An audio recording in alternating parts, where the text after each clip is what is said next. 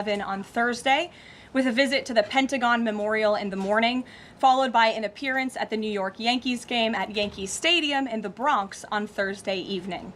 Next week, as you all know, the President and the First Lady will depart for their historic state visit to the United Kingdom on Tuesday, and they return to Washington on Thursday. Today, I would like to address the tragedy that has not received nearly enough media attention, the brutal murder of Irina Zarutska. Here are the facts that many outlets have shamefully and intentionally failed to report until President Trump drew attention to it. On August 22nd, Irina Zarutska was stabbed to death on the rail system in Charlotte, North Carolina, by a savage career criminal. This is a public transportation system that many in the area use every single day to go to school and work. Irina was on the train that night traveling home from her job at a pizzeria, still in uniform from her shift. This beautiful, innocent 23-year-old young woman was a Ukrainian refugee who had recently fled her country for a chance at a safer life and a promising new beginning here in the United States of America. But tragically, a public transportation system in a major American city was more dangerous than the active war zone that she left. The President and the entire White House are praying for her family and friends during this unimaginably difficult time. But while we extend our thoughts and prayers, we must also seek justice for this crime and call attention to this heinous incident. Surveillance video of the killing was finally released to the public this past Friday. It shows the alleged killer, DeCarlos Brown Jr., pull out a knife, get up from his seat behind Irina, and prepare to thrust a blade into her neck before the released footage gets cut. This is pure evil on full display. The most enraging and unacceptable part of this story is that her death was entirely preventable. DeCarlos Brown never should have been on that train that night. In fact, he should have been behind bars. DeCarlos Brown has been charged with crimes no fewer than 14 times, dating back to 2011, including for armed robbery, felony larceny, breaking and entering, and shoplifting. Brown had previously served 5 years in prison for a robbery with a deadly weapon charge, and he had also forfeited bonds 3 different times, twice in 2014 and once in 2023. Despite all of this past documented criminal history, when Brown was arrested yet again in January of this past year, a Democrat judge, I will add was a strong supporter of former Vice President Kamala Harris, released this insane criminal once again without requiring him to pay any bail. He simply had to sign a written promise to return for his court hearing. Think about how crazy it is to ask a career criminal, someone who by definition repeatedly breaks the law, to just sign a written promise and come back again another day. This is madness. This monster should have been locked up, and Irina should still be alive. But Democrat politicians, liberal judges, and weak prosecutors would rather virtue signal than lock up criminals and protect their communities. And perhaps most shamefully of all, the majority of the media, many outlets in this room, decided that her murder was not worth reporting on originally because it does not fit a preferred narrative. Many of the journalists in this room spilled plenty of ink trying to smear Daniel Penny for defending a subway car from a deranged lunatic in New York City, but none of those same reporters lift a finger to write stories about an actual murderer. Here's the truth that every American must know. Too many innocent people across the country continue to pay the price of the failed experiment known as cashless bail that has been championed by the Democrat Party for years. All the way back in 2020, North Carolina's then Democrat Governor Roy Cooper established a so-called task force for racial equity and criminal justice. Sounds nice, but it's not. That task force was co-authored by then Attorney General and current Democrat Governor Josh Stein. It recommended, quote, reimagining public safety to, quote, promote diversion and other alternatives to arrest. It also advised to de-emphasize some felony crimes, prioritize, quote, restorative justice, and eliminate cash bail. Democrats in North Carolina and nationwide are consumed with pushing a woke, soft-on-crime agenda, no matter how many innocent Americans suffer as a result. Instead of aggressively prosecuting and locking up violent criminals, the Democrat-backed cashless bail approach lets these criminals roam free in our country to offend again and again. These reckless policies have turned too many of American cities into hunting grounds for career criminals who mock our justice system, drain law enforcement resources, and wreak havoc on law-abiding citizens. Enough is enough, and that is why President Trump is doing everything in his power by taking action to undo these absurd policies. The president recently signed a powerful executive order directing the AG to submit a list of states and local jurisdictions with cashless bail policies so that the Trump administration may identify federal funds that are being provided to these states and can potentially be suspended or terminated.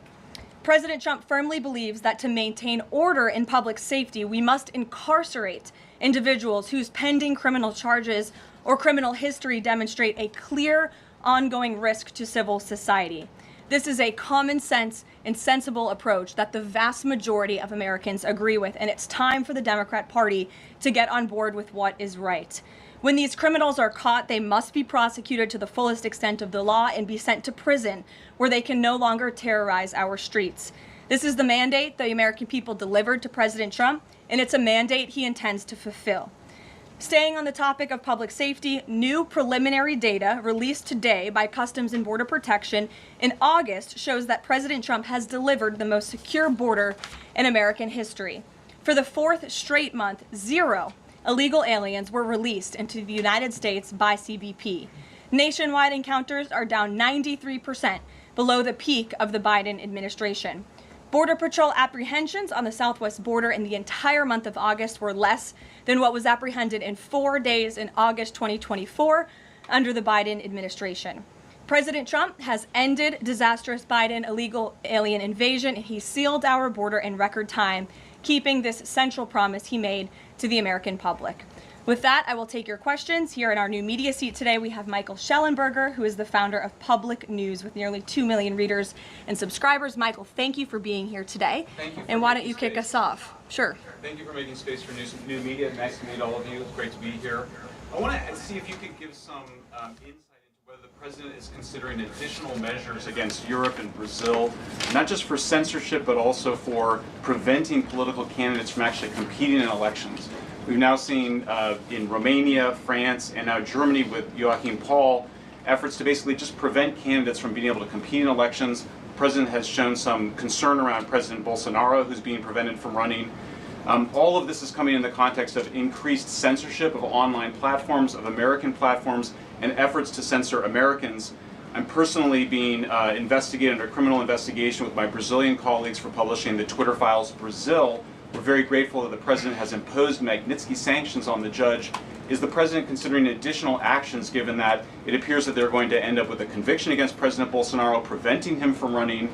Is he considering doing anything about this crackdown in Europe? I mean, it's shocking to see Joachim Paul, this mayoral candidate in Germany, the criminal indictment against him cites him, quote, saying that he loves the Lord of the Rings as reason why he's an extremist and shouldn't be able to run. So I just wonder if you could speak to that. And again, I'm grateful to be here. Nice to meet you all. And I'm grateful for what the Trump administration has done to push for free speech abroad. Well, thanks for being here, Michael. We appreciate it. Freedom of speech is arguably the most important issue of our time. It is enshrined in our Constitution, and the president believes in it strongly. He himself faced censorship in his road back to this beautiful Oval Office here in Washington, D.C., so he takes this very seriously, as does, I know, the Vice President of the United States and the entire Trump administration, which is why we have taken significant action with regards to Brazil in the form of both sanctions and also leveraging the use of tariffs to ensure that countries around the world are not punishing their citizens in this way. And at the same time, the president is,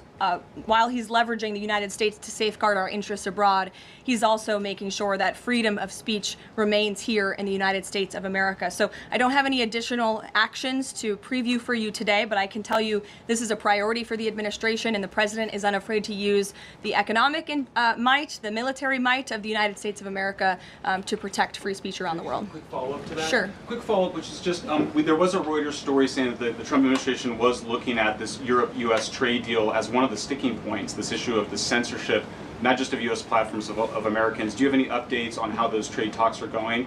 And I also wonder if the president is concerned about NATO membership. NATO membership requires that you be a democracy and you have free speech.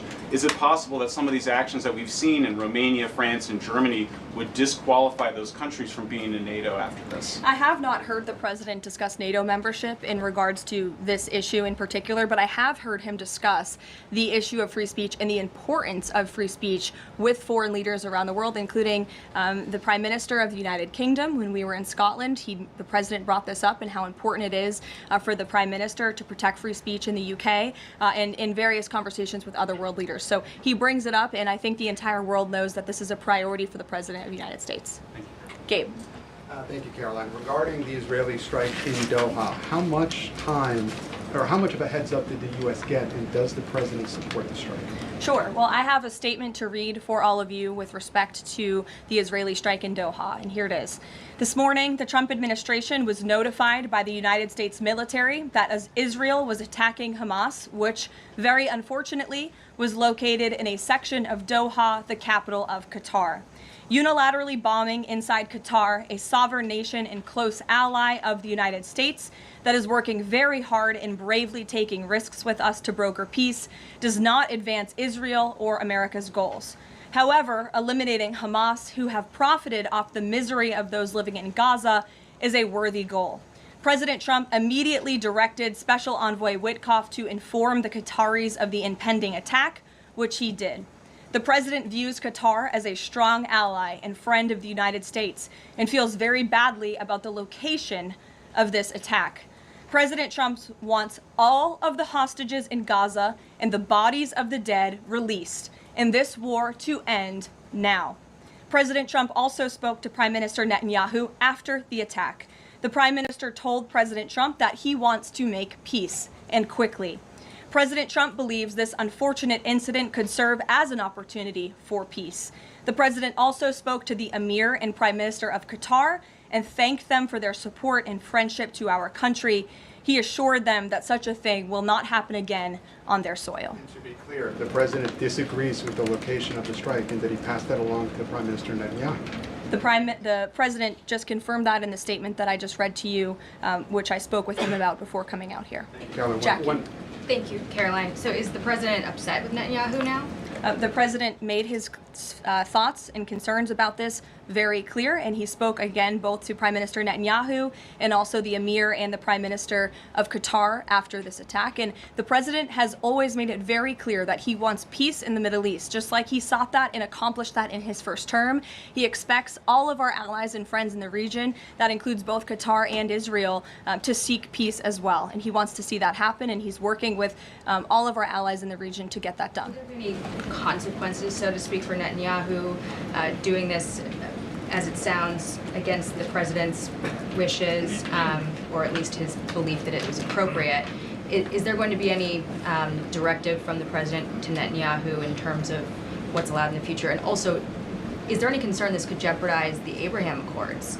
Look, that's a decision only the president can make. With respect to your first question, to answer your second question, as you heard from the president, he said he believes that this can serve as an opportunity for peace, and he's still actively and aggressively pursuing it with all of our allies and partners in the region. Jennifer. Just to follow up on that, Caroline, are you able to say how often the president spoke to the Prime Minister of Israel before this? Because that's one question. And then what did he mean on Sunday when he posted, "I've given my last warning to Hamas," etc.? He wasn't talking about this strike on Doha?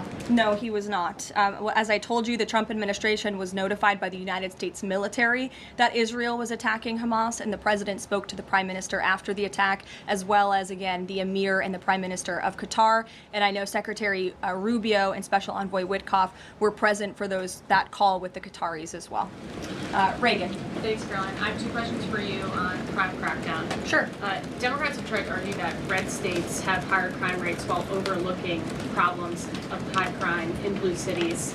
I'm wondering if the president would consider working with red state governors to fix high crime in blue cities like in Memphis, Tennessee.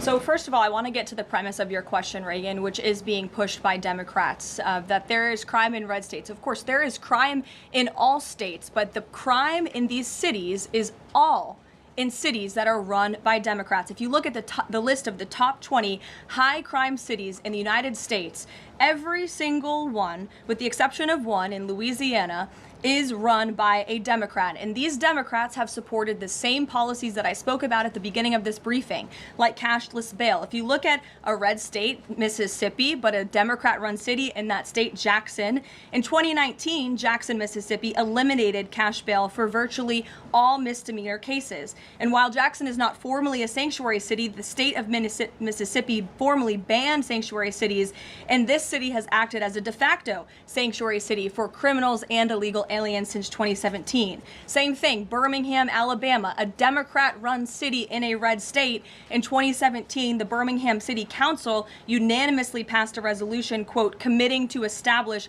sanctuary policies. So if you actually look at the facts from these Democrat-run cities, these are cities that are run by Democrats and by by members of the Democrat Party. These are blue cities, and they have all supported these disastrous policies which allow repeated career criminals back onto the streets to further commit acts of violence. And so to answer your question, yes, the president wants to work with anyone across this country who wants to end these horrible policies and to bring law and order to our streets. And I think that is proven by his tremendous cooperation with the mayor of Washington, D.C. and our nation's capital. And just look at the results of that. And I do have some updates for you on the D.C. crime crackdown if anyone is interested. There have been a total of 2,177 arrests made since the start of the operation on August 7th. Just last night, there were 57 arrests made in Washington, D.C. Of the 57 arrests, there were 14 illegal aliens who were arrested, many of whom had prior criminal histories. And other arrests just last night in our nation's capital, so you all can be very grateful for this. Our great men and women of law enforcement, both federal and local, working together as they should, made an arrest on a warrant for assault with the intent to kill. The subject shot 2 adult males after an altercation. They made an arrest on a warrant for an armed carjacking. The subject assaulted an adult male in the face with a firearm and then took his keys. We also made an arrest on a warrant for simple assault and the destruction of property and subsequently charged with second-degree theft. Last night in D.C., there was an arrest for possession of a controlled substance with second-degree theft. There was an arrest for possession of a controlled substance with the intent to distribute that subject. The person is also a subject of interest in a homicide and a carjacking. Last night in D.C., we also arrested a felon in possession of a firearm who was carrying that firearm without a license. So these are the career criminals. These are the bad guys that we are picking up in Washington, D.C. every day. The president would love to do this in every Democrat-run city across the country, and he hopes that more Democrats will call the White House to allow us to help them. One more that's D.C. specific. Congress is poised to not extend Trump's federalization of the D.C. police. Mayor Bowser signed an executive order formalizing cooperation with federal forces. You just mentioned all the success that the operation has had. Does the White House believe that the Mayor Bowser's action is enough to continue the crime crackdown? We are very grateful for the mayor's cooperation in this effort, and we look forward to continuing to work with her and the Metropolitan Police Department. Bloomberg. Thanks, Caroline. The president says, he was planning to speak with Putin soon. Can we expect a phone call between the two leaders this week? I don't have any phone calls to read out between you, the president, and any other foreign leaders. Ed. Thanks, Caroline. I want to ask about the benchmark revisions that came out. If you look at the revisions between March of 2024 and March of 2025, and you do a little math, it averages out to 73,000 jobs roughly per month added to the economy, less than what was thought. When can we expect the Trump administration, now that their policies are rolling out, for that increase, that average to increase? Well, let me just say something about the revisions that came out this morning. And this was one of the biggest revisions in absolute terms in decades. In the benchmark year, March 2024 to 2025, shows that the job growth was vastly weaker during the Biden administration than ever previously reported. Between this revision and last year's, job growth was actually overstated by approximately 2 million jobs. And the Biden administration stood up here and vouched for that data and told you that data was real. And when President President Trump calls into question the veracity of that data, like he did before he took the oath of office and even now as President of the United States, he was ridiculed for that. And turns out this revision proves two things. Number one, the president was right, and this is why we need new leadership at the Fed. And this makes it very clear that President Trump inherited a much worse economy by the Biden administration than ever reported. And it also proves that the Federal Reserve is holding our monetary policy far too restrictive. Interest rates are too high. The Fed needs to cut the rates because of the mess that we inherited from the Biden administration. Time frame. The president has said a year. Secretary Besson said maybe the fourth quarter. When can we expect these numbers to increase? Well, first, we need accurate numbers. We need truthful and honest data, which is why the president took the monumental step to try and appoint and confirm new leadership at the BLS so we can have data that we can actually rely on. And that's what the president is doing, and we hope that his nominee will soon be confirmed. Charlie. You addressed the crime of Irina Zarutska, and the president has done a lot to deliver justice for victims of crimes like that horrific stabbing. And the Epstein files are back in the news because a lot of Americans feel that that Jeffrey Epstein's victims never got justice. Does the president care about these victims? Do you think he can does he want to deliver more justice for them, and is he willing to meet with them? The president cares about victims of all crimes, and that's why Republicans in the Trump Department of Justice have done more in terms of transparency when it comes to the Epstein case than any prior administration. And why are the Democrats all of a sudden caring about this? It's because they are desperately trying to concoct a hoax to smear the President of the United States. We have seen this time and time again. Ro Khanna and all of these other Democrats, they could have cared about those victims 4 years ago when Joe Biden was in office. They could have pushed for transparency then. Unfortunately, the Democrats are using victims as political pawns to try to smear and to push a hoax against the President of the United States. And I will get you numbers on the amount of child predators that this administration and this FBI and this Department of Justice have locked up under President Trump's leadership. We have done more than any president to protect victims of crime, especially disgusting, heinous sexual crimes. And that includes the deportation of illegal aliens who are perpetrating these crimes against innocent victims in our country right now today, and that remains a top priority for this administration. Does the president, will he meet with the victims? On the Doha strikes, did the president speak with Netanyahu before they were carried out? Did he urge him to not go through with it, or did they only speak afterwards? Again, I read you a statement. The Trump administration was notified by the United States military that Israel was attacking Hamas. The president directed his special envoy Witkoff to immediately call the Qataris. And after the attack, he spoke to Prime Minister Netanyahu. One more. Behind you. Thank you. Go ahead. About the Epstein case, would the White House support a professional handwriting expert review of the document released yesterday to prove that it's not the president's signature? Sure, we would support that. And in fact, I have already seen many forensic analysts of signatures coming out. I believe it was the Daily Signal that published a piece with 3 separate signature analysts who said that this absolutely was not the president's authentic signature. And we have maintained that position all along. The president did not write this letter. He did not sign this letter. And that's why the president's external legal team is aggressively pursuing litigation against the Wall Street Journal, and they will continue to. Christian.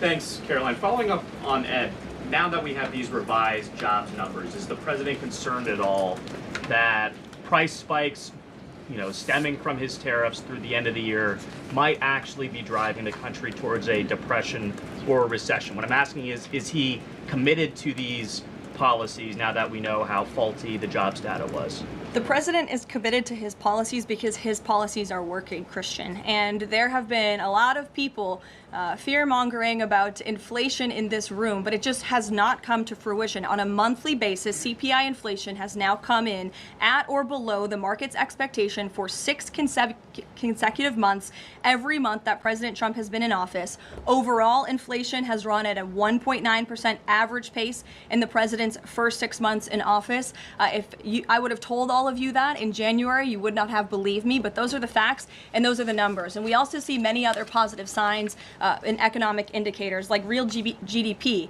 In the second quarter, it was revised up to 3.3%. That beat the market's expectation.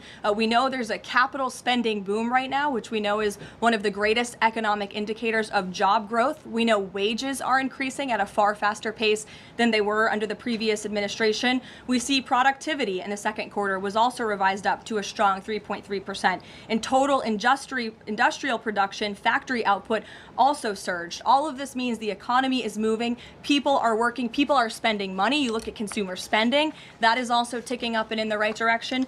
And a large part, it's because of the incredible work the president has done in terms of energy and unlocking our energy dominance in this country. Again, these jobs, the numbers from the BLS today prove that the economy was an absolute mess, and we are working every single day to fix it, and all of those indicators I just read for you are positive sign of what is to come. Just one more quickly on Sure, trade, Danny.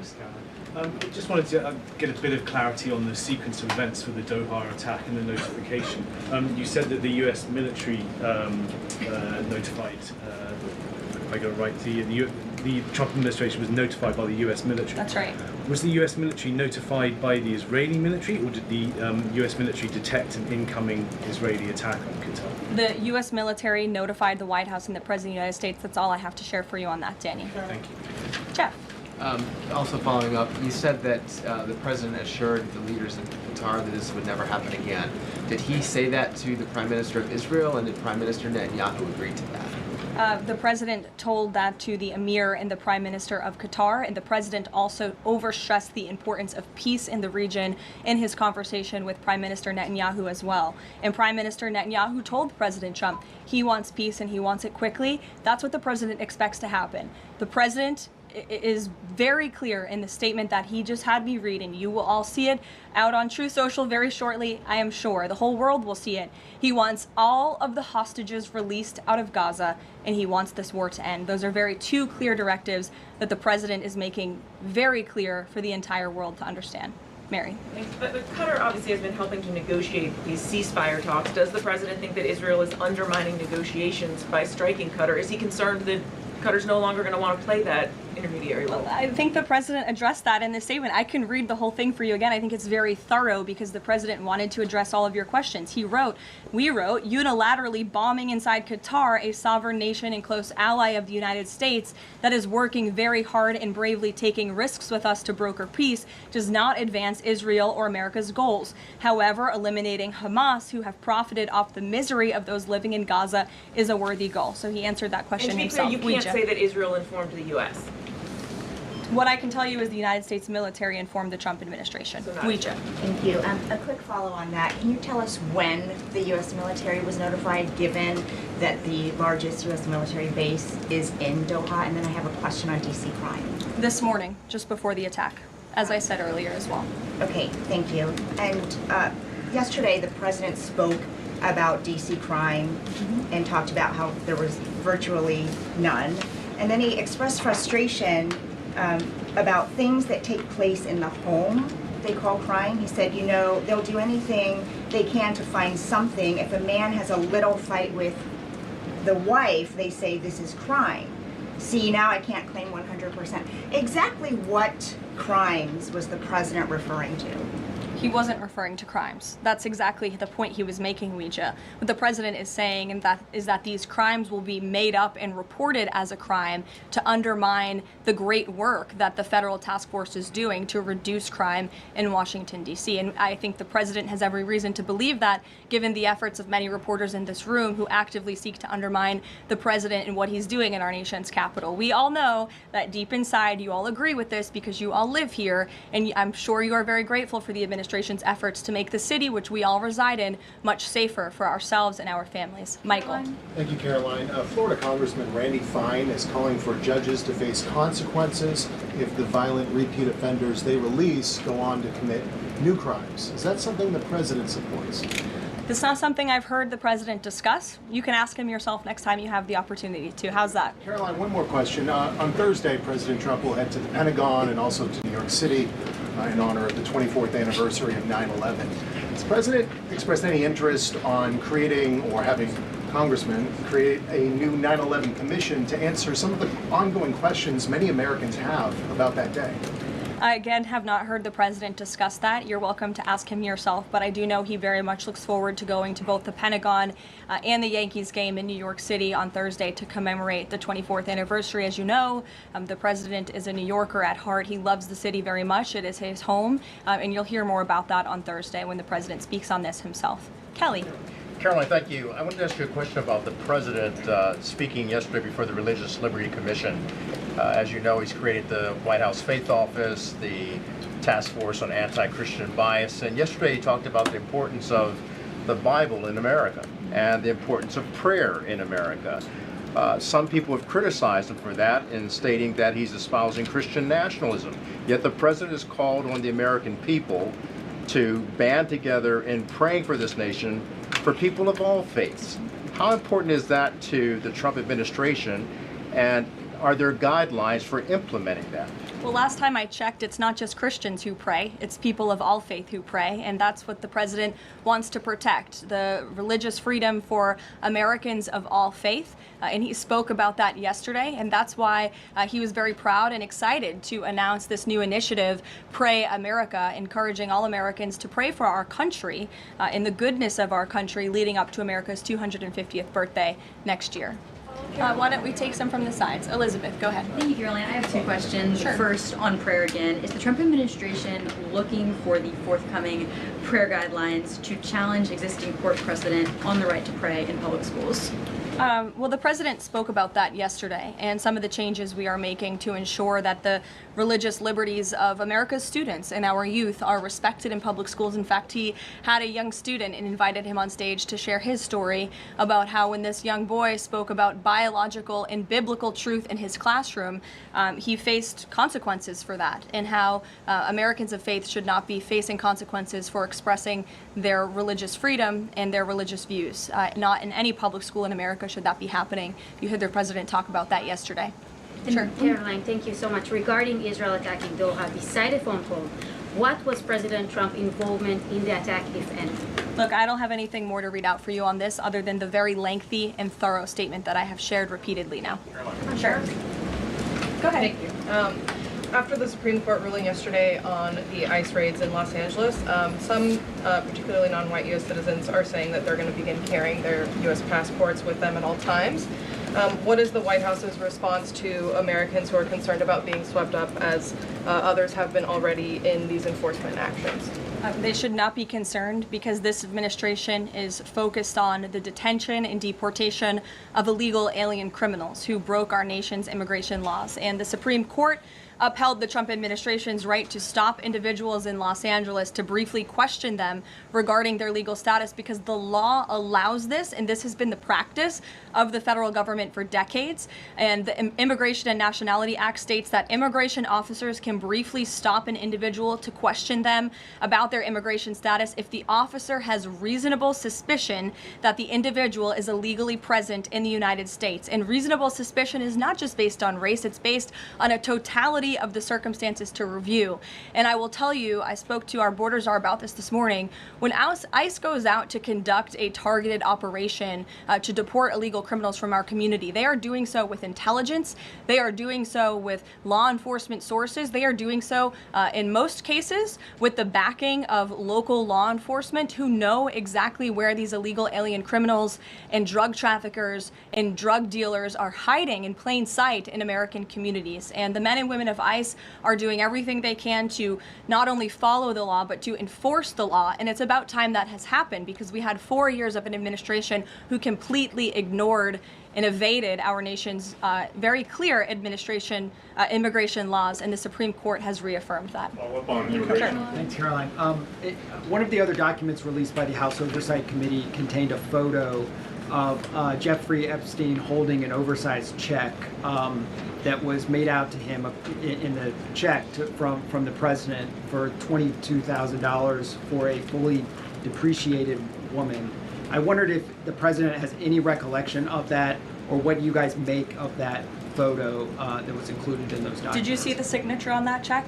It is not Donald Trump's signature. It is absolutely not. The president did not sign that check. But does he recognize the woman? Caroline, Thank you, Caroline. on the New York City election, Caroline. Is he Well, considering? I'll take both of you. Go ahead. So first, is the president considering offering Mayor Eric Adams a job? If so, why? And does he think Curtis Lee was a serious candidate for New York City mayor? Look, the president has made it quite clear he wants this race to move forward in New York City. He does not want a communist to be running New York City, but as for weighing in on other individual candidates, I'll leave that to the president to do himself. Caroline, and then following up on Reagan's question, many of these highest crime cities in America, they're led by black mayors, including the three that you mentioned, Jackson, Memphis, Birmingham. So given that, what's your response to criticism from the left that Trump is targeting black mayors? Isn't he just trying to protect black people? The president is trying to protect all Americans from crime, and he wants to make all of our cities in America safe. And the fact is, the most dangerous cities in America are run by Democrats, overwhelmingly. And according to the FBI crime statistics, 19 of the top 20 cities with the highest murder rate are run by Democrats. And these high crime Democrat-run cities are driving up the crime stats in otherwise safe red states. So of course he wants to address this problem. He's made that quite clear. Mike Johnson, he came out and said that the president was an FBI informant. Do you know what he meant by that, if it's not true? I can affirm that is not true. I think the speaker was referring to the fact that President Trump kicked Jeffrey Epstein out of his Mar-a-Lago property for reasons the president has already discussed. John. Oh, thank you, Caroline. First of all, as a Washington, D.C. resident with my family, I just want to thank the administration for revitalizing safety here in the last 3 weeks. It's been stunning. Well, I want to go to Virginia. All of a sudden, out of the blue, Winsome Sears has closed the gap on Abigail Spanberger. Got 4 issues. Coerced abortions in Fairfax County without telling mom or dad, no parents, girls going in boys' bathrooms on film, right? 2 of the young fellows get suspended for complaining about it. Virginia Beach man, an innocent man, is now died in a car crash by a drunk illegal going on the other side of the road, and now you got Spanberger's got these racist signs. When are we going to get the president to make an official endorsement of Winsome Sears and maybe come and campaign in West Virginia? Well, as you know, I'm very limited in what I can talk about when it comes to political endorsements in future elections from this government podium. But all of the issues that you just mentioned I know are very important to the president, and it's quite common sense. It's the foundation of the Republican Party, and it's what sent this president back to the Oval Office. We want to keep men out of women's sports and bathrooms. We want criminals to be locked up. The president wants to see law and order in every state across the country. But as for political endorsements, I'll leave that to him and his political advisors to make those. Sure. Haley. Thanks, Caroline. I have 2 questions for you, if it's okay. One on Doha and one on immigration and crime. Sure. On Doha, ahead of the strike we saw today, did the administration at any point try to dissuade the Israelis from the potential for an action like we saw today? Again, I have answered questions repeatedly on this. I have a very lengthy statement which we will release after this briefing for all of you to read and to report on once again. Okay, and then on a case in Maryland, the killing of Dakara Thompson, there are reports that the suspect arrested for her murder was in the country illegally and arrested and released for driving under the influence both in 2022 and in April of this year by U.S. Park Police. Is the administration looking into what process allowed this to take place? Yes, we absolutely are. As soon as we saw this case, we ensured that the Department of Homeland Security and the Department of Justice were on it, and I can assure you that they are. This is another heinous act of violence against someone who should have never been in our country illegally in the first place, and that's exactly why the deportation of illegal criminals from our country is a top priority for this administration, and it's something that is happening every single day. And I would encourage all of you to continue to report on the very violent illegal alien criminals that we are deporting daily from American communities across the country. We will never understand how many lives have been saved by these efforts, or how many lives would have been lost if not for this president and the administration's policy to deport illegal criminal aliens. Emily. Thanks, Caroline. Follow up on Charlie's question. Would the president meet with the Jeffrey Epstein victims? I don't have any meetings for you to read out on that. Go ahead. Thanks, Caroline. Is the Trump administration considering a ban on transgender Americans owning guns? Is that something the president would support, even as we've seen some gun groups oppose the idea of it? I saw reporting on this. I understand there were very preliminary, low-level discussions about this at the Department of Justice, and then sometimes those discussions are reported as fact. I'm not tracking any potential actions on this front, and I'll let the president weigh in on that. It's a policy decision, and it's far too early or would be premature, inappropriate for me to weigh in on it at this point in time. Behind you. Go ahead. After the immigration raid at the plant in Georgia on Friday, the president said over the weekend that he's open to some kind of changes in perhaps rules or visa rules or law that would prevent something like that happening in the future for skilled workers to train American workers. That's right. Can you confirm that and that the administration supports those changes, and what exactly would that look like? Well, the president said it himself in a statement that he put out on Sunday night, where he is very grateful for foreign companies from around the world and the investments that they are making right here in the United States of America. And he understands that these companies want to bring their highly